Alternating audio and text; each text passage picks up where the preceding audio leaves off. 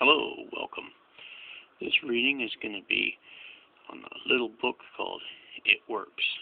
Author is Anonymous by R.H.J. We're presenting it to you today to help you learn to manifest. It has many manifestation secrets in it. It's simplified and short and to the point. And it's a life-changing book, and hope you like. And there'll be some links down beneath this video where you can go and get some awe-inspiring law of attraction style mind tools that will get your brain housing group on fire and working. And without further ado,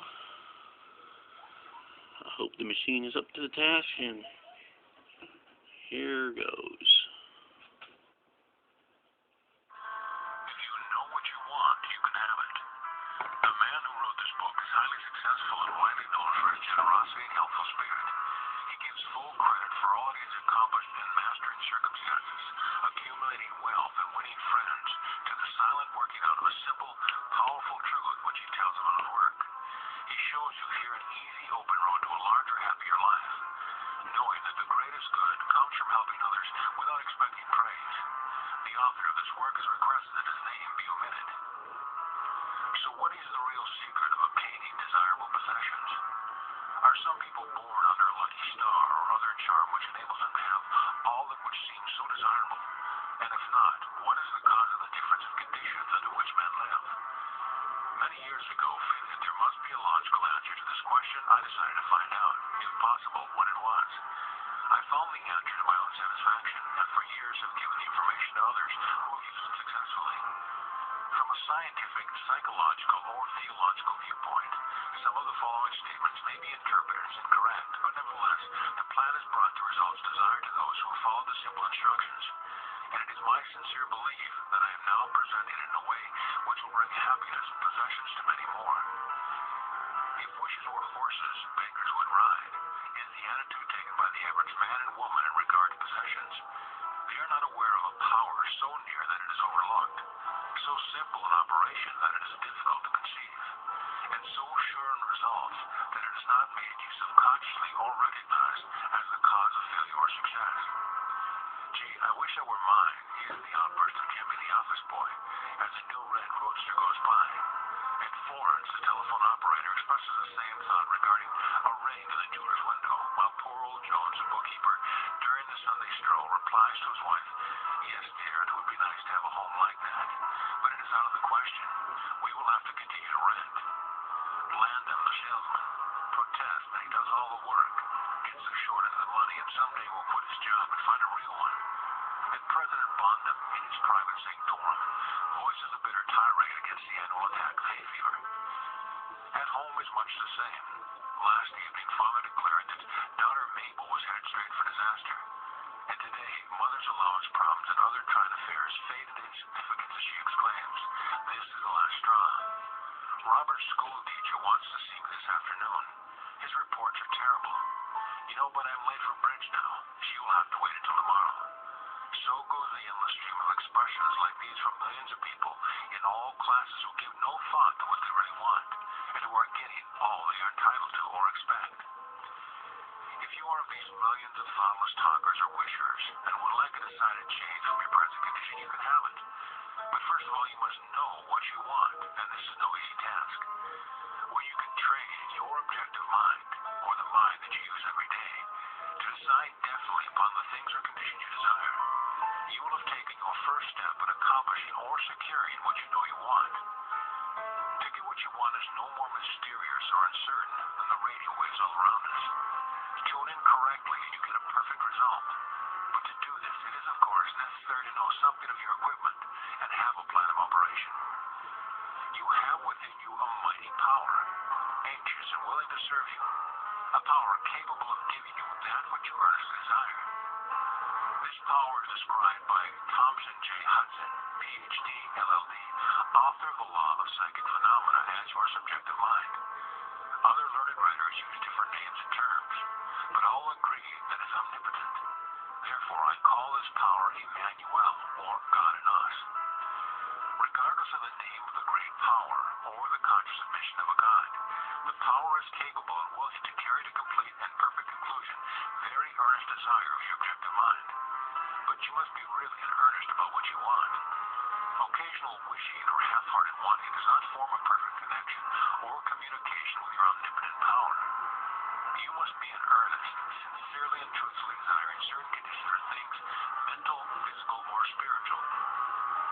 Your objective mind and will are so vacillating that you usually only wish for things, and the wonderful capable power within you does not function properly. Most wishes are simply vocal expressions. Jimmy, the office boy, gave no thought of possessing the red roadster. Landon, the salesman, was not thinking of any other job or even thinking at all. President Bonham knew that he had hay fever and was expecting it. Father's business was quite successful, and Mother no doubt brought home first prize from the bridge party that day. But they had no fixed idea what they really wanted their children to accomplish, and were actually helping to bring about the unhappy conditions which existed. If you are in earnest about changing your present conditions, here is a concise, definite, resultful plan with rules, explanations, and suggestions. The plan. Write down on paper an order of their importance to things and conditions you really want. Do not be afraid of wanting too much.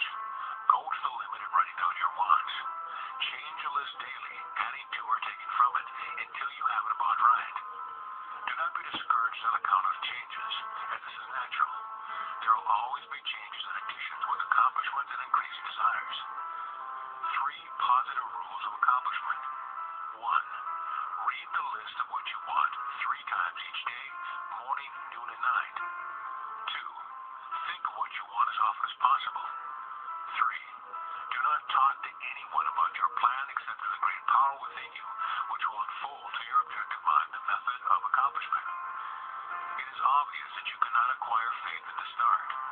Some of your desires, from all practical reasoning, may seem positively unattainable, but nevertheless, write them down on your list in their proper place of importance to you. There is no need to analyze how this power within you is going to accomplish your desire. Such a procedure is as unnecessary as trying to figure out why a grain of corn placed in fertile soil shoots up a green stalk, blossoms, and produces an ear of corn containing hundreds of grains, each capable of doing what that one grain did. If you will follow this definite plan and carry out the 3 simple rules, the method of accomplishment will unfold quite as mysteriously as the ear of corn appears on the stalk, and in most cases much sooner than you expect. When new desires, deserving position or at the top of your list come to you, then you may rest assured you are progressing correctly. Removing from your list items which at first you thought you wanted is another sure indication of progress. It is natural to be skeptical and have doubts, distrust, and questioning. But then these thoughts arise, get out of your list, read it over, and if you have memorized, talk to your inner self about your desires until the doubts that interfere with your progress are gone. Remember, nothing can prevent you having that which you earnestly desires. Others have these things, why not you? The omnipotent power within you does not enter into any controversial argument. It is waiting and willing to serve when you are ready. But your objective mind is so susceptible to suggestion that it is almost impossible to make any satisfactory progress when surrounded by skeptics. Therefore, choose your friends carefully and associate with people who now have some of the things you really want. But do not discuss your method of accomplishment with them. Put down on your list of wants such material things as money, home, automobile, or whatever it may be, but do not stop there. Be more definite. If you want an automobile, decide what kind, style, price, color, and all the other details, including when you want it. If you want a home, plan the structure, grounds, and furnishing. Decide on location and cost. If you want money, write down the amount. If you want to break a record in your business, put it down. It may be a sales record. If so, write out the total, the date required, then the number of items you must sell to make it. Also list your prospects and put after each name the sum expected. This may seem very foolish at first, but you can never realize your desires if you do not know positively and in detail what you want and when you want it. If you cannot decide this, you are not in earnest. You must be definite that when you are, results will be surprisingly and almost unbelievable.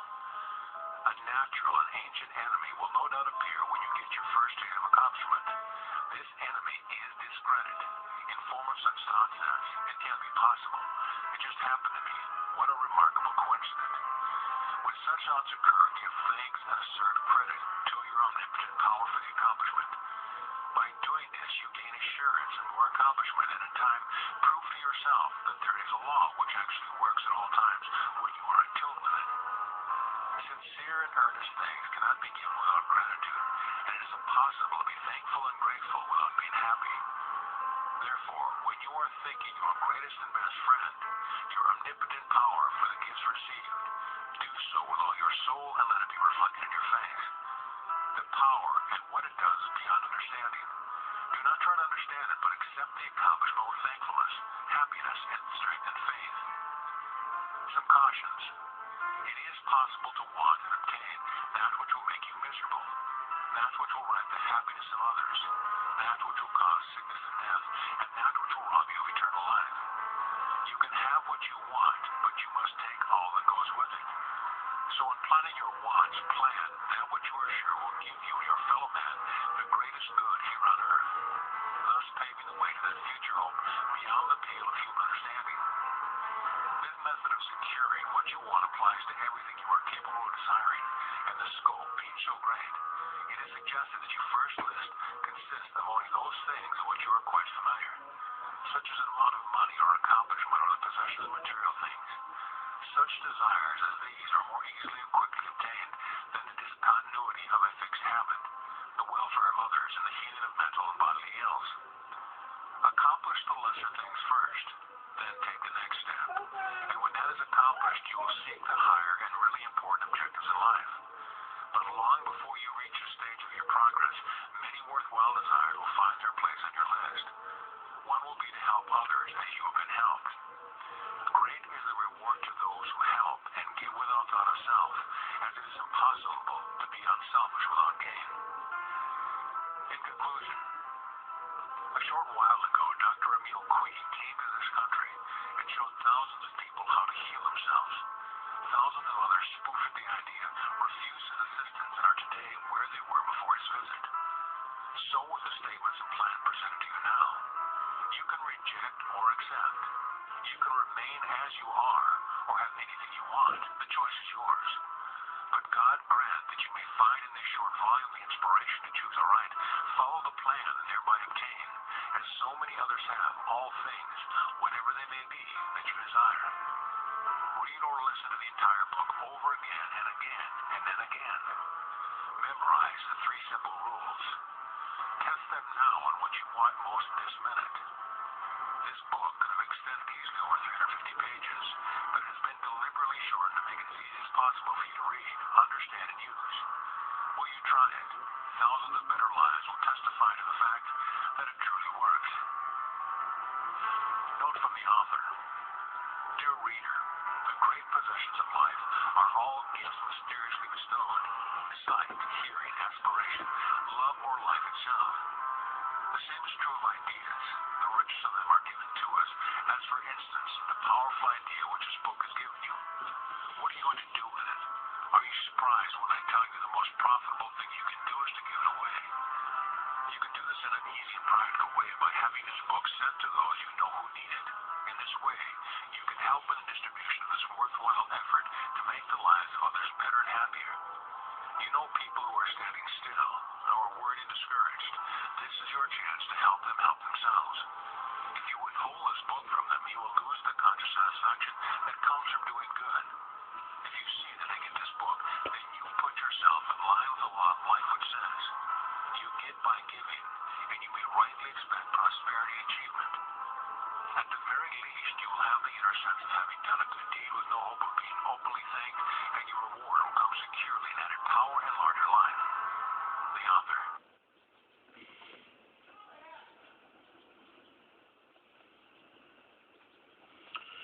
Well, I hope you enjoyed that reading.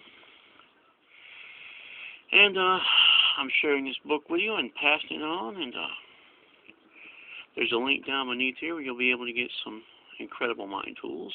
And I hope it came out okay. And I'll be posting it soon enough. And I hope that you enjoy it. Listen to it over and over again. Get the facts down. And get the heart of the message to yourself. And try the tools. there's a lot of subconscious mind tools and a lot of things that you need to take into granted. This is just one of the many sources that we'll be talking about and posting and using to improve your life and enhance everything that's going on. And wishing you all the best. And thanks for listening.